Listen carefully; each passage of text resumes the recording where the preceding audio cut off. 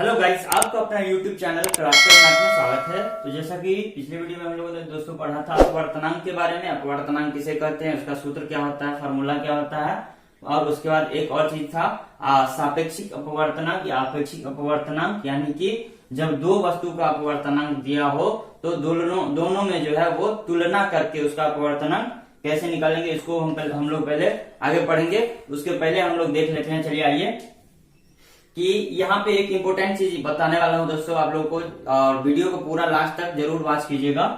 कि जैसा कि ये अभी जो है कुछ पदार्थों के अपवर्तनांक, जिसका दो फॉर्मेट में टेबल बना हुआ, यहाँ हाफ से इधर और हाफ से इधर। हाफ से इधर जो है वो पदार्थ है, वो तरल है, लिक्विड पदार्थ का है, जो किसका कितना अपवर्तनांक होता है, और ये पदार्थ है जो ठोस है, यानी कि जो सॉलिड पदार्थ है, सॉलिड स्टेट में जो भी मटेरियल है उसका जो है वो अपवर्तनांक क्या और कैसे होता है, उसको हम लोग याद करेंगे एक फॉर्मेट में।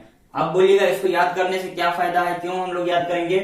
तो जैसा कि ऑब्जेक्टिव में अधिकतर सवाल पूछे जाते हैं 10th क्लास के स्टूडेंट्स को, कि किसी दो चीज का अपवर्तनांक दे दिया रहेगा और बोलेगा सापेक्षिक अपवर्तनांक लिखे, या किसी चीज का बोलेगा अपवर्तनांक के बारे में चर्चा करके बोलेगा उसका अपवर्तनांक निकालिए। तो हम लोग क्या करेंगे, या तो उसके बगल में नोट्स में दे दिया होता है या हमें याद रखना पड़ता है।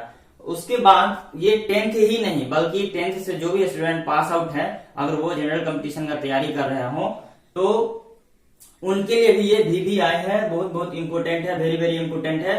क्यों? क्योंकि ये ऑब्जेक्टिव्स में बहुत सारे जगहों पे साइंस से अगर कोई भी सब्जेक्ट होता है तो उसमें पूछा जाता है ऑब्जेक्टिव। तो चलिए इसको याद कर कैसे करते हैं। यहाँ पे दिया हुआ है कुछ पदार्थों के अपवर्तनांक।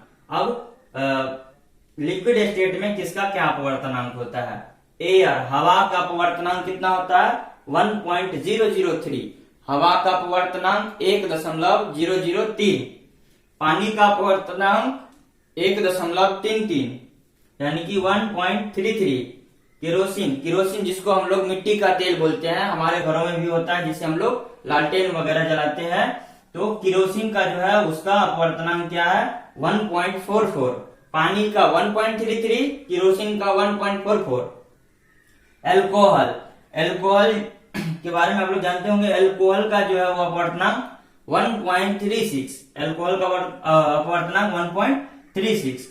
टारपीन का तेल आप लोग भी नाम जाने होंगे, जो जनरली किसी को अगर बाउंस हो जाता है, यानी कि घाव वगैरह या कट फट जाता है, अगर वहां पे जर्म्स होते हैं तो उस जर्म्स को हटाने के लिए या कीड़ा को मारने के लिए क्या होता है, टारपीन का तेल यूज किया जाता है। तो टारपीन का जो है वो अपवर्तनांक कितना है 1.47, टारपीन के तेल का 1.47। कार्बन डाइसल्फाइड का होता है 1.63। बेंजीन का हम लोग जिक्र करेंगे अभी दोस्तों। जितना भी केरोसिन, एल्कोहल, टारपीन, कार्बन डाइसल्फाइड, इस सब के बारे में डिटेल में हम लोग अगर अगला पार्ट लेके आते हैं, जो है जैसे अभी तो फिजिक्स का पार्ट चल रहा है, फिजिक्स का लेसन चल रहा है, ये बहुत जल्दी खत्म होने वाला है। तो इसके बाद जब हम लोग केमिस्ट्री में जाएंगे तो वहां पे केमिस्ट्री में क्या है, केरोसिन, पानी, उसके बाद क्या है एल्कोहल, टारपीन, कार्बन डाइसल्फाइड वगैरह, बेंजीन, इस सब का आंतरिक संरचना कैसा होता है, मॉलिक्यूलर स्ट्रक्चर कैसा होता है, फिर उसका सूत्र क्या होता है, नाम क्या होता है उसको, तो ये सभी के बारे में डिटेल में हम लोग केमिस्ट्री में पढ़ेंगे, रासायनिक विज्ञान में पढ़ेंगे। अभी बस हम लोग ये जान लेते हैं यहाँ पे इसका अपवर्तनांक क्या होता है। तो कार्बन डाइसल्फाइड का होता है 1.63। अब बेंजीन का थोड़ा सा हिंट्स यहाँ दे देते हैं गाइस। यहाँ पे आप लोग देखिए, बेंजीन का जो है वो संरचना होता है इस प्रकार का। ये होता है क्या,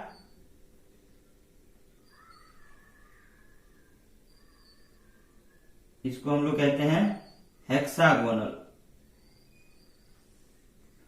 1 2 3 4 5 6 क्या है, यहाँ पे 6 को इस तरह से भुजा होता है, यानी कि बॉन्ड होता है, बंधन होता है, और यहाँ पे एक गायब कर करके जो है वो यहाँ पे इसका इस तरह से ये बॉन्ड होता है, डबल बॉन्ड होता है, ये डबल बॉन्ड और ये सिंगल बॉन्ड काला वाला। तो डबल बॉन्ड, सिंगल बॉन्ड, संरचना, स्ट्रक्चर सब कुछ हम लोग पढ़ेंगे क्या केमिस्ट्री में आगे जाके। फिलहाल देख लेते हैं बेंजीन का जो है ये संरचना है। बेंजीन का अपवर्तनांक क्या होता है 1.50।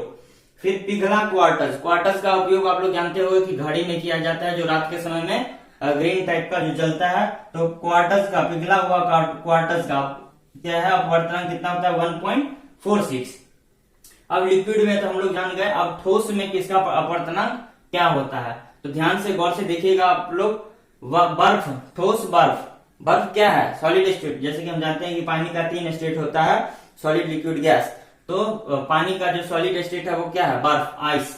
तो बर्फ का अपवर्तनांक कितना होता है 1.31, और यहाँ पानी का कितना था 1.33।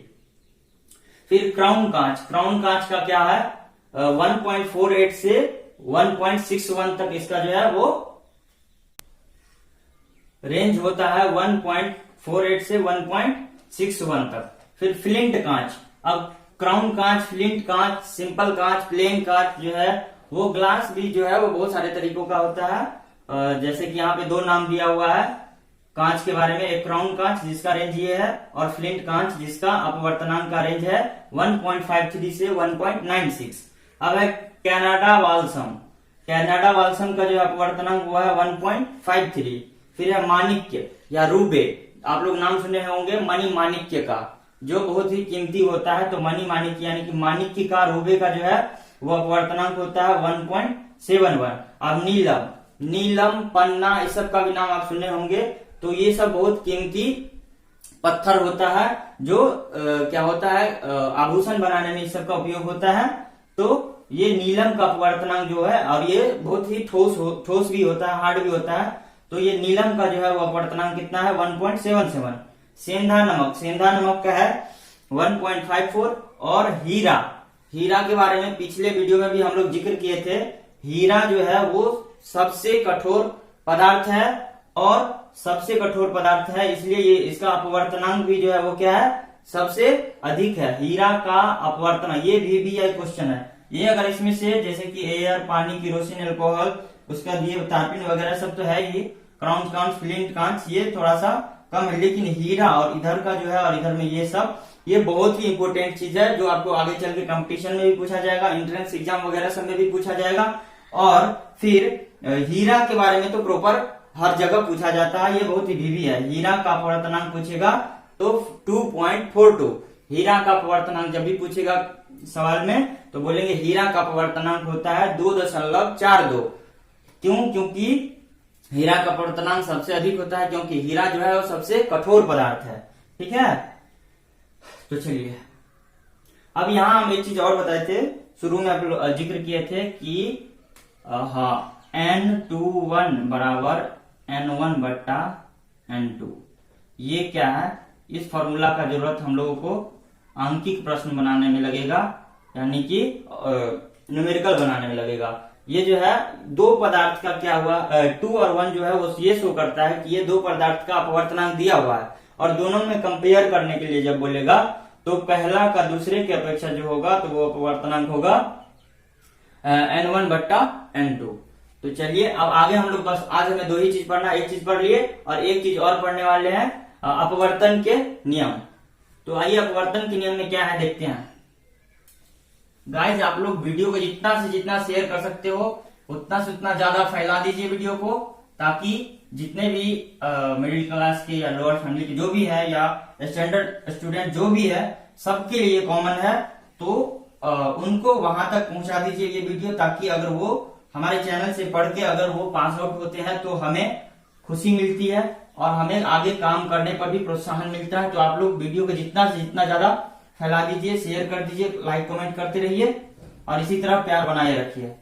चलिए आइए देखते हैं अब आगे क्या है। आगे है अपवर्तन का नियम। ये लास्ट पॉइंट पढ़ रहे हैं हम लोग, अपवर्तन का नियम।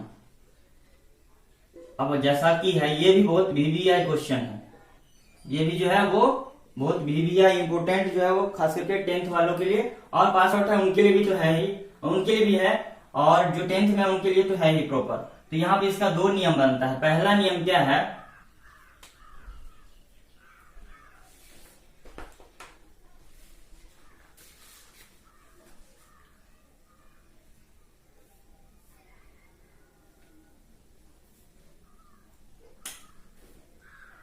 आपतित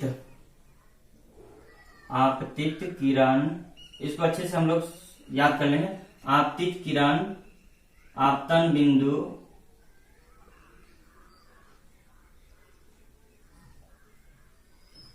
और आपतित किरण, अपवर्तित किरण, आपतित किरण, अपवर्तित किरण और आपतन बिंदु पर, आपतन बिंदु पर डाला गया लंब, तीनों एक ही तल में होता है, तीनों एक ही समतल में होते हैं। जी हाँ, आप लोगों के दिमाग में आ रहा होगा, अगर जो हमारे कंटिन्यू स्टूडेंट है या जो कंटिन्यू वॉच कर रहे हैं हमारे वीडियो को, तो डाला गया लंब तीनों एक ही समतल में होता है। तो आप लोगों को ये समझ में आया होगा कि हमने प्रकाश के परावर्तन के चैप्टर में भी ये जिक्र किया था, वहां भी परावर्तन के नियम के लिए बोला था कि आपतित किरण, परावर्तित किरण और आपतन बिंदु पर डाला गया लंब तीनों एक ही समतल में होता है और आपतन कोण बराबर परावर्तन कोण होता है। लेकिन यहाँ पे दूसरा नियम थोड़ा सा चेंज है, और ये दूसरा नियम में बहुत सारे स्टूडेंट को क्या होता है, थोड़ा सा डाउट होता है, लेकिन आज उस डाउट को हम लोग अच्छे से क्लियर करेंगे। आइए डाउट क्लियर करते हैं। किन्हीं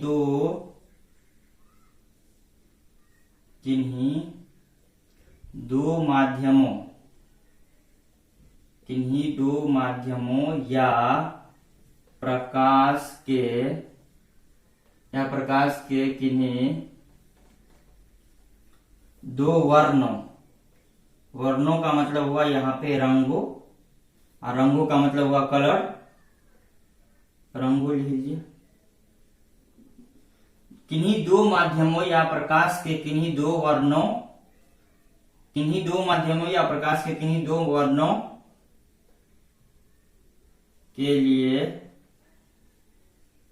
आपतन कोण की ज्या, आपतन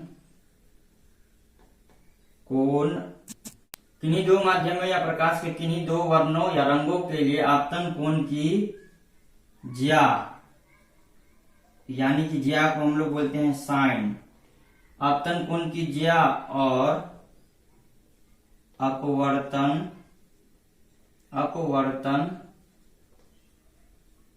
कोण की ज्या के बारे में हम लोग देखते हैं अभी।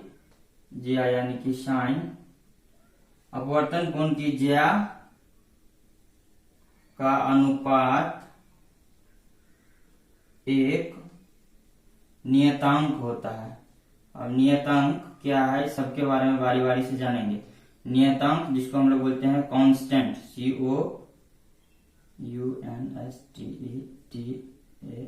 CONSTANT,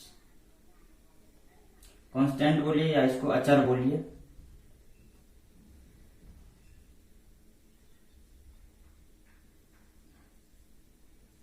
कांस्टेंट या अचर, एक नियतांक, कांस्टेंट ही बोलिए इसको। अनुपात एक नियतांक कांस्टेंट होता है। अब चलिए ये क्या होता है, क्यों होता है, कब होता है, कैसे होता है, देखते हैं। अपवर्तन का नियम, ये बहुत ही ज्यादा VVI सवाल है, पास आउट के लिए भी और जो अपीयरिंग है 10th में उनके लिए तो है ही। तो पहला नियम क्या है, आइए याद करते हैं। आपतित किरण, अपवर्तित किरण और आपतन बिंदु पर डाला गया लंब तीनों एक ही समतल में होता है। और फिर है, किन्हीं दो माध्यमों या प्रकाश के किन्हीं दो वर्णों या रंगों के लिए आपतन कोण का साइन और अपवर्तन कोण का साइन का जो अनुपात होता है वह एक नियतांक होता है, कांस्टेंट होता है, अचर होता है। ठीक है, तो आइए अब इसको हम देखते हैं। इसको पहले क्लियर कर लेते हैं चित्र के द्वारा, जैसा कि इसके बारे में तो आप लोग पहले से जानते हो। तो चलिए इसको हम जल्दी से कर लेते हैं। ये हुआ इस तरह से, ये कोई माध्यम है, ठीक है, और इस माध्यम पर क्या करता है, ये इस तरह से प्रकाश आया, ये यहाँ पर तिरछा होने का फिर यहां से इस तरह चला गया। तो ये क्या है, अभिलंब है, तो यहाँ पे आपको देखने को मिल रहा होगा कि ये आपतित किरण है और ये अपवर्तित किरण है और ये आपतन बिंदु पर डाला गया लंब, ये जो यहाँ पे पॉइंट बन रहा है, ये तीनों एक ही समतल में है ना, यही तो समझना था हमें। अब है दूसरा, हम लोग देखेंगे दूसरे को और अच्छे से जानेंगे। दूसरे में ज्यादातर स्टूडेंट को कंफ्यूजन होता है, तो दूसरे को अच्छे से समझेंगे। आइए, कह रहे हैं आपतन कोण कीजिए, अपवर्तन कोण कीजिए, यानी कि साइन जो है वो बराबर बट्टा करने पर वो कांस्टेंट आता है। आखिर वो क्या है देखते हैं। यानी कि यहाँ आप क्या है, तो वहां पे जो इस तरह से जो माध्यम बना हुआ था, यहाँ पे जो इस तरह से माध्यम बना था, और हमने वीडियो में बताया भी है कि ये कोण कितना होता था I और ये कोण R, और फिर यहाँ भी करते थे तो ये कोण I डैश और ये कोण R डैश, इस तरह से जो होता था। तो इसलिए यहाँ पे क्या होता है कि अपवर्तन का नियम जो है वो नियम ये कह रहा है कि साइन I बट्टा साइन R बराबर म्यू, इसको क्या बोलते हैं, म्यू बोलिए, कांस्टेंट बोलिए या नियतांक बोलिए, कुछ भी बोल सकते हैं, नियतांक। अब इस म्यू का क्या वैल्यू है, म्यू का क्या रोल है, इसके बारे में हम लोग जानेंगे कि म्यू का जो है वो कितना मान होता है, और म्यू क्या मान दे दिया रहे या हमें पता रहे, अगर क्वेश्चन में नहीं भी दिया हो और साइन I और साइन R का मान दिया हो, या सीधे सीधे केवल साइन I का मान दे दिया हो, ऑब्जेक्ट क्या कहते हैं न्यूमेरिकल बनाने के लिए केवल साइन I का मान दे दिया हो, ठीक, और कुछ नहीं दिया हो और सीधे हमें बोलना है अपवर्तन के नियम से इसका कांस्टेंट का वैल्यू निकालिए, या कभी कभी पूछ देगा R का वैल्यू निकालिए, तो हम क्या करेंगे, जैसा कि हम जानते हैं I बराबर R होता है, तो R वो हो जाएगा, और उसके बाद जो है म्यू का वैल्यू यहाँ पे जो है, तो ये जो है ये फॉर्मूला एक बन गया, साइन I बटा साइन R बराबर म्यू या नियतांक इसको बोलिए, ठीक है। इस पर न्यूमेरिकल बनेगा वो हम लोग वीडियो के एंडिंग पॉइंट में लास्ट में देखेंगे, या जो चैप्टर एंडिंग होगा उसके लास्ट में देखेंगे। तो चलिए आज का मेरा जो है वो इतना ही वीडियो है। यहाँ पे एक चीज और बता देना चाहते हैं कि ये म्यू जो है वो है ना वो n21, जहाँ पे हम एक और फॉर्मूला बताए थे, यहाँ पे n21 बराबर n1 बटा n2, यानी कि पहला का दूसरे के सापेक्ष जो है वो अपवर्तनांक क्या होगा, तो ये नियतांक या अपवर्तनांक पर ही डिपेंड भी करता है, किसको n21 भी बोल सकते हैं। तो चलिए इतना ही हो गया, अब खत्म।